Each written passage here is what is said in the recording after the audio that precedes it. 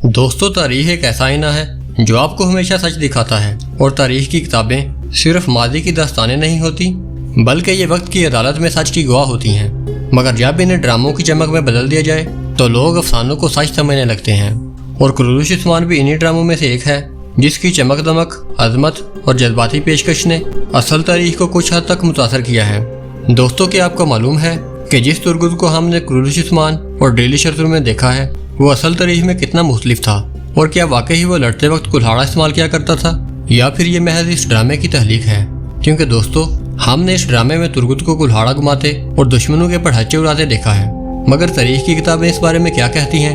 क्या वो वाकई ही उस्मान गाजी का हम असर था? और एनागोल कला किसने फतह किया? आज की वीडियो में हम इन तमाम पर्दों को चाक करेंगे और तुर्गुत अल्ब की वो 5 बड़ी हकीकतें जिन पर हम यकीन कर बैठे हैं उनके बारे में आपको असल तारीख से आगाह करेंगे। तो अगर आप भी उन नाज़रीन में से एक हैं जो सिर्फ तफरीह नहीं बल्कि असल तारीख को जानना चाहते हैं तो हमारी आज की वीडियो ज़रूर देखें। लेकिन दोस्तों, वीडियो में आगे बढ़ने से पहले हम एक बात वादा करना चाहते हैं कि हमारा मकसद आपके जज्बात को ठेस पहुंचाना या फिर आपके पसंदीदा किरदार को कामतर करना बिल्कुल भी नहीं है, बल्कि हमारी कोशिश सिर्फ इतनी है कि हम इन अजीम शख्सियात की असल तारीख से आपको रोशनास करवा सकें। और हम जो भी बात आपके सामने रखेंगे वो हमारा ज़ाती ख्याल नहीं बल्कि हम उसके साथ तारीख के हवालाजात, दलाइल और मुमकिन सबूत पेश करने की कोशिश करेंगे। तो अब आपका कीमती वक्त ज़ाया किए बगैर वीडियो को आगे बढ़ाते हैं। मुबालका नंबर 1, तुर्गुत अल्ब का कुल्हाड़ा इस्तेमाल करना। दोस्तों, जब भी हम तुर्गुत अल्ब का नाम सुनते हैं तो हमेशा एक चीज़ हमारे जहन में आती है कि एक ज़हीन, बहादुर और दराज कद वाला सिपाही जिसके हाथ में एक वजनी कुल्हाड़ा होता है वो हमेशा उस कुल्हाड़े के साथ ही लड़ता है और यही उसका खास हथियार है। मगर सवाल यह है कि क्या वाकई ही असली तुर्गुत जंगों में लड़ते वक्त कुल्हाड़ा इस्तेमाल किया करते थे? तो दोस्तों, अगर तारीख की मुस्नद किताबों जैसा कि उस्मानली तारीखी जिसके मुसन्निफ तामिक कैमिल हैं उसकी जिल्द नंबर 1 का मुताला करें तो हमें यह मालूम होता है कि वो एक तलवार बरदार मुजाहिद थे। और इसके अलावा उस्मानी दौर के इब्तदाई ज़राए में हमें ये जिक्र कहीं नहीं मिलता कि तुर्गुत अल्ब का खास हथियार कुल्हाड़ा था, बल्कि ज़्यादातर रवायात के मुताबिक वो 2 धारी तलवार इस्तेमाल किया करते थे जो कि आगे से हल्की सी हमीदा होती थी जिसका एक किनारा मुकम्मल तौर पर दारदार तेज होता था, जबकि दूसरी तरफ की ऊपर से वो तलवार आधी दारदार होती थी जो कि आगे से हमदार होती थी ताकि दुश्मनों को एक बार में खत्म किया जा सके।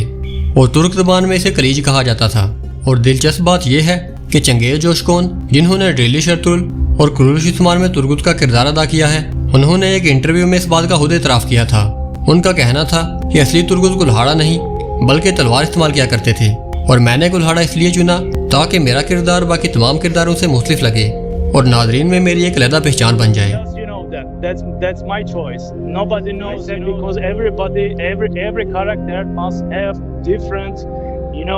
तो दोस्तों, इस सीरीज में कुल्हाड़ा एक फनकाराना इजाफा था, हकीकत नहीं। और ये उस ड्रामाई हुस्न का हिस्सा है जिसने तुर्गुत को हमारी आंखों में यादगार बना दिया। मगर असल तारीख में उनकी पहचान तलवार, वफादारी और हिकमत थी। और इसका मतलब ये नहीं कि हम इस ड्रामे को रद्द कर दें, बल्कि ये समझना ज़रूरी है कि फ़न और तारीख 2 अलग अलग चीज़ें हैं और हमारी कोशिश यही है कि हम इन दोनों में फ़र्क कर सकें। मुबालगा नंबर 2, एनागोल की फतह। दोस्तों, एनागोल एक मजबूत किला था जो कि बाज़ंतीनी हुकूमत के ज़ेर कब्ज़ा था और तुर्कों की फतूहात के रास्ते में एक बड़ी रुकावट था। और ये किला उस्मान गाजी के दौर में फतह हुआ और इसकी फतह में तुर्गुत अल्ब का किरदार मरकजी और फैसला कुन था। और किला फतह होने के बाद उस्मान गाजी ने तुर्गुत अल्ब को यह किला बतौर इनाम दे दिया और आज भी तुर्गुत अली नामी इलाका एनागोल के नवाब में मौजूद है और इसे तुर्गुत अल्ब की याद में इस नाम से पुकारा जाता है। और तुर्गुत अल्ब सिर्फ एक जंगजू नहीं था बल्कि वो अर्तुल के बाद उस्मान गाजी का वफादार, एक बहादुर सिपाही और एनागोल की फतह का मेमार था।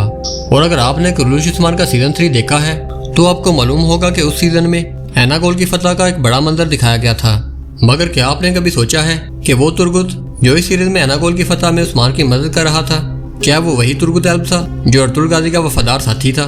जी हाँ दोस्तों, हकीकत इसके बिल्कुल बरक्स है। और असली तुर्गुत अल्ब ये नहीं बल्कि अर्तुल गाजी का वो अजीम सिपाही था जो अर्तुल के साथ हमेशा मैदान जंग में लड़ा करता था। और इसी तुर्गुत ने उस्मान के साथ मिलकर एनागोल किले को फतह किया था। लेकिन इस ड्रामे में एक नया और ख्याली तुर्गुत अल्ब पेश किया गया जिसका किरदार उद्गार एक्सो ने निभाया। और इस सीरीज में इसकी एक अलहदा जिंदगी, अलहदा तारीख और एक अलहदा नजरिया दिखाया गया। और इसकी शादी एक सलीबी खतून यानी कि मारी के साथ की गई। लेकिन अगर असल तारीख में देखा जाए तो ऐसा बिल्कुल भी नहीं था। और ये सब कुछ दिखाना इस ड्रामे का सबसे बड़ा तारीखी तजाद था, क्योंकि दोस्तों, जिस शख्सियत ने एनागोल किले की फतह में अपना असल किरदार अदा किया था اس کی بجائے ایک نیا فردی کردار متعارف کروایا گیا جس کا تاریخ میں کوئی حقیقی وجود نہیں تھا، اور نیمک کیمل، ڈاکٹر پروفیسر ہائیل نکول اور ایسک پاشا زادہ جیسے عظیم اورہین نے ایناگول کی فتح میں اسی ترگت کا کردار تسلیم کیا تھا جو کہ ارطغرل غازی کے دیرینہ ساتھی تھے، نہ کہ اس تخلیقی اور فکشنل کردار کا۔ مبالغہ نمبر 3، ترگت ایلب کا خفیہ مشن پر جانا۔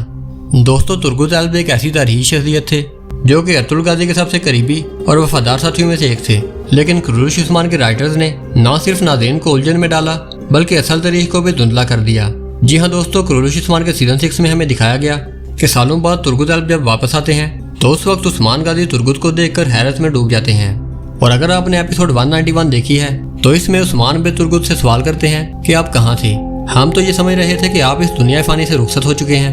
تو ترگت ایلب مسکرا کر جواب دیتے ہیں کہ ارطغرل غازی نے اپنی وفات سے پہلے انہیں ایک خفیہ فریضہ سونپا تھا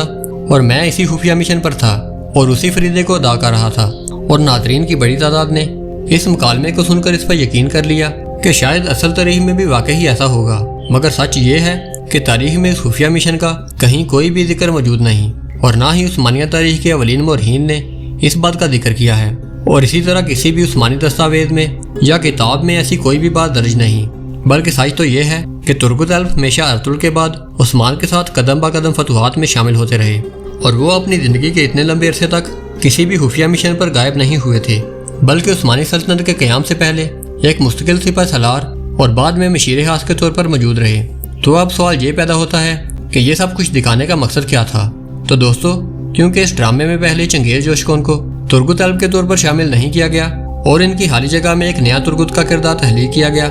جس کی ایک الگ بیک سٹوری دکھائی گئی، تو ناظرین کو مطمئن کرنے کے لیے اس ڈرامے کے رائٹرز نے یہ جھوٹ لکھا تاکہ ان کی غیر موجودگی کا کوئی بہانہ بنایا جا سکے اور ناظرین کو مطمئن کیا جا سکے۔ لیکن دوستو، آپ کو یاد رکھنا چاہیے کہ یہ ڈرامہ کبھی کبھار سیاست کی بینٹ چڑھ کر تاریخ کو قربان کر دیتا ہے۔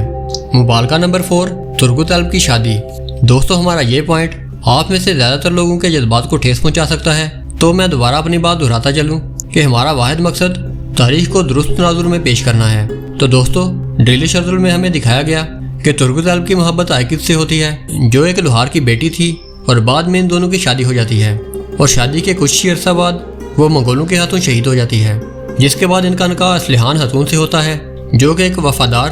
بہادر اور جنگجو خاتون کے طور پر پیش کی گئیں۔ اور ترگت ایلب کی یہ کہانی آپ میں سے زیادہ تر لوگوں کے دلوں کے قریب ہے، مگر افسوس کہ یہ حقیقت سے بہت دور ہے، اور ان دونوں کرداروں کو اس قدر جذباتی اور رومانوی انداز میں پیش کیا گیا کہ بیشتر ناظرین یہ سمجھ بیٹھے کہ یہ سب کچھ تاریخ کا حصہ ہے۔ مگر دوستو، اگر اصل تاریخ دیکھی جائے تو ہمیں تاریخ العثمانی جیسی مستند کتابوں میں ترگت ایلب کی صرف ایک ہی شادی کا ذکر ملتا ہے جس میں ان کی بیوی کا اصل نام یا پھر اصل کردار نمایاں نہیں ہے، لیکن بعض دیگر روایات میں ان کی بیوی کا تعلق کائی قبیلے کے اندرونی حلقے سے بتایا جاتا ہے۔ اور ان تمام تحریروں کے پیش نظر سیزن 1 میں دکھائی جانے والی آئکت کا کردار تو حقیقت سے قریب لگتا ہے، مگر اسلحان خاتون کا کردار بالکل فرضی تھا، اور اس کے علاوہ ان کا بیٹا جس کا نام محمد تھا اسے بھی اس سیریز میں نہیں دکھایا گیا۔ تو اس لیے یہ کہنا درست ہوگا کہ ترگت ایلب کی رومانوی زندگی کو ڈرامائی بنانے کے لیے دوسرا نکاح فرضی تھا، اور اسلحان خاتون کے کردار کا تاریخی حقیقت سے کوئی بھی واسطہ نہیں تھا۔ 5واں مبالغہ،